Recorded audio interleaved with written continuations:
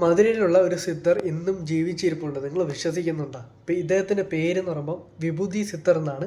ഇദ്ദേഹത്തെ കാണാൻ ഇന്നും ജനങ്ങൾ അവിടെ വരുന്നുണ്ട്. ഇദ്ദേഹത്തെ കാണുന്നത് മൂലം പല പാവങ്ങളും മാറിക്കിട്ടുന്നുള്ളൊരു ഐതിഹ്യം ഇവിടുത്തെ ജനങ്ങൾ ഉറച്ച് വിശ്വസിക്കുന്നുണ്ട്.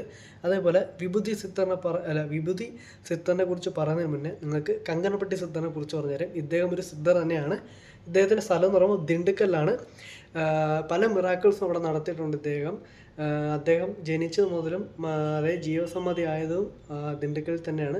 അദ്ദേഹത്തിൻ്റെ പുനർജന്മമാണ് വിഭൂതി സിദ്ധർ എന്ന് ഇവിടുത്തെ ആൾക്കാർ പറയുന്നുണ്ട്. അപ്പം ഞാൻ അഴീക്കോടാണ് അവിടെ പോയായിരുന്നു, പക്ഷേ എനിക്ക് വീഡിയോ ആയിരുന്നു എടുക്കാൻ പറ്റില്ല. അപ്പോൾ നിങ്ങൾ കമൻറ്റ് ചെയ്യുകയാണെങ്കിൽ തീർച്ചയായിട്ടും അതിൻ്റെ ഒരു വീഡിയോ ഞാൻ ഡീറ്റെയിൽ ആയിട്ട് തന്നെ ഇട്ട് തരാം. അപ്പം സിദ്ധറിനെ കുറിച്ചുള്ള പല ഡീറ്റെയിൽസും നമ്മൾ ഇടുന്നുണ്ട്. അതുപോലെ എല്ലാം ഇൻക്ലൂഡിങ് ആണ്. അപ്പോൾ നിങ്ങൾ എല്ലാവരുടെ സപ്പോർട്ട് വേണം. ഓരോ ദിവസവും ഓരോ മിറാക്കിളായിട്ടുള്ള, അതായത് ഒരു ഇൻട്രസ്റ്റിംഗ് ആയിട്ടുള്ളൊരു വീഡിയോ നമ്മളെ ചാനൽ വരുന്നതാണ്. അപ്പോൾ എല്ലാവരും സപ്പോർട്ട് ചെയ്യുക. Thank you.